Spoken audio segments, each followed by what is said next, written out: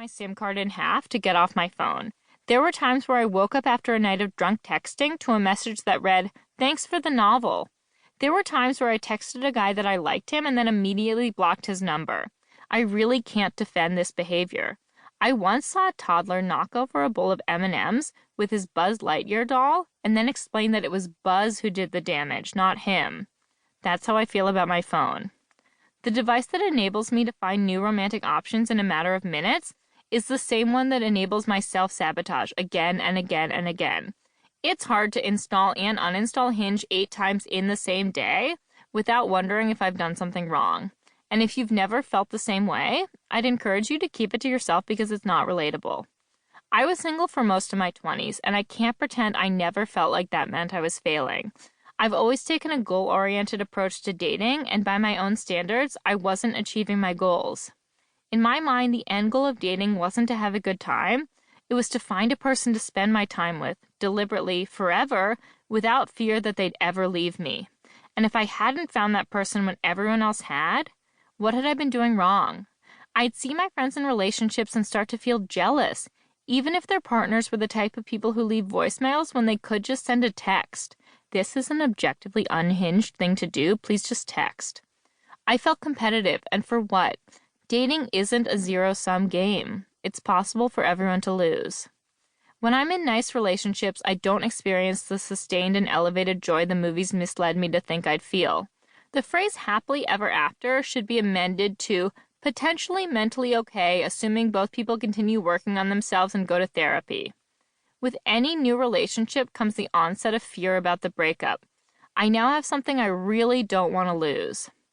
When I'm single, the whole dating thing feels futile. I've wasted hundreds, if not thousands, of evenings trying to impress people I don't even talk to anymore. I even found that I had a lot more fun when I was committed to being single. I went to weddings alone in my early and mid-20s and had a great time. I went to weddings alone in my late 20s and still had a great time, depending on the cake, but I started to wonder if my turn would come.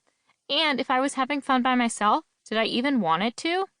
As a woman who has bravely hit the other side of 25, I've witnessed the dating conversation among my friends transition from funny anecdotes to serious discussions about how to settle down and start a family. This goes way over my head. Sure, I may buy a house, start a family, own several horses, and commit to being in the same place for decades, but something about the word settle down makes me feel like I'll stop changing or converge on some sort of normal. That strikes me as unlikely. Partnering up is not the road to stability it once was. With medical advances, more and more people are moving forward with having kids without a romantic partner.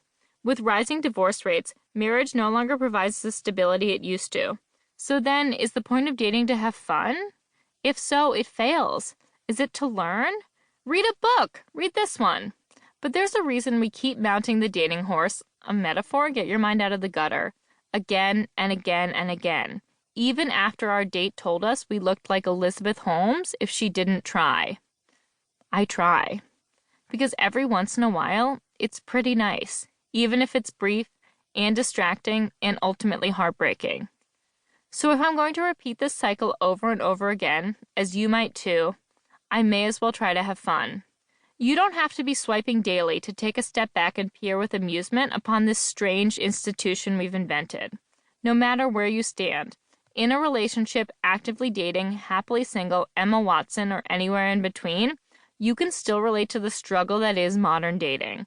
It's been heart-wrenching, distressing, infuriating, annoying, terrifying, soul-crushing, and unsuitable for those with peanut allergies. And now, it's good content, because it has been funny, too.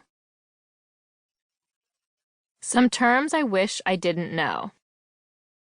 If you don't know the following terms, you're lucky, because a lot of them are somewhat bad things I hope have not happened to you.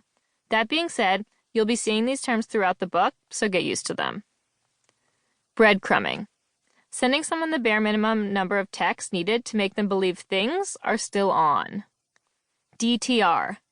Define the relationship. Putting a label on a casual fling. Congrats. You're now officially dating. Cool. The friend zone.